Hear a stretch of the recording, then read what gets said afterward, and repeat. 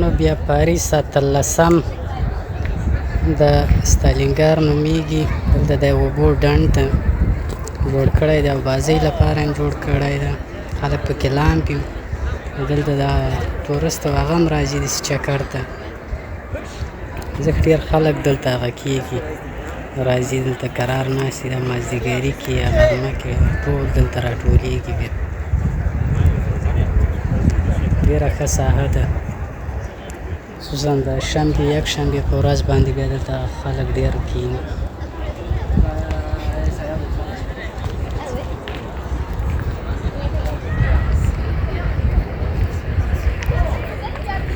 د بیا خوراک او د هغه لپاره یې هوټلونه او د کافېګانې او هغه هم جوړ کړي.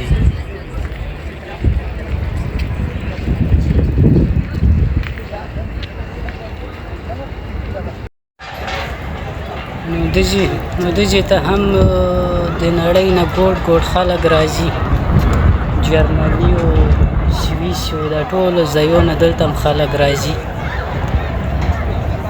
په دې اوړي کې چکر ته. دې چې خلک بیا د نور مملکتو ته ځي، هر څوک چې رخصتیانې پیدا کړي بیا چکر دا خواته او دې خواته ګرځي، کورو کې نه پاتې کېږي. نو چې دوی دا بسته کال چې دوی کار کوي همغه یو رخصتي لپاره یې هغه کوي، لکه ذخیره کوي هغه رخصتۍ کې. بیا نو چېرته یې زړه یي هغلته بیا چکر ځي.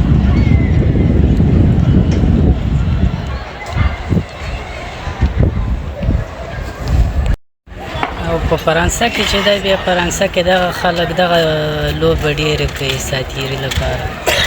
دغه غټې ساچمې چې دي دغه اچوي چې یو بل ته نږدې لکه ولېږي، هغه بیا ګټلي.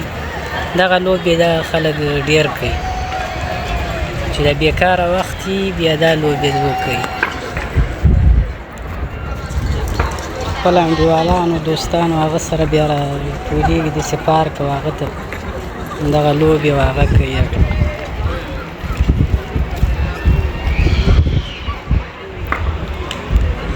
خپل وخت او هغه خپل دوستانو سره هغه سره تېروي. نور نو دوشنبې نه تر جمعې ورځې پورې بس بیا نو کار یې څوک بیا وخت نه لري چې یو بل سره وګوري. که نه دا خلک وینئ ځکه ډېر تعداد خلک دلته راځي.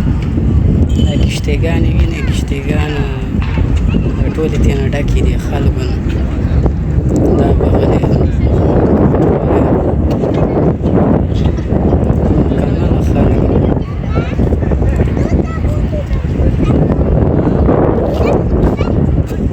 دا همداسې ډېر هغه کړی د هغه پلن هغه خواته به تاسو ته نه معلومېږي، هغلته همداسې خلک ناست دي.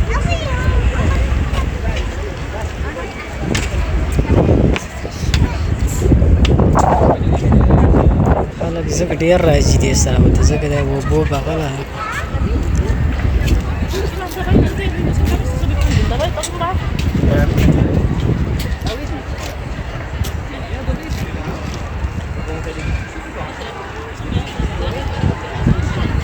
د پل سر باندې دلته ولاړ یم. دې خواته یې که وګورئ دا یې دا بله بغل، دې خواته مو هغه خواته به ناست دي خلک.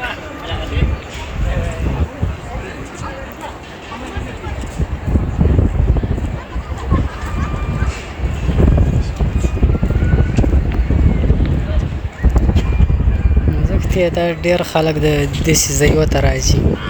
دا امریکایي دیره ده چې غټ بغلې ته بیا بیخي هغه کښتیګانې او هغه درولي، هلته بیا بیخي مازدیګري کې بد حال وي.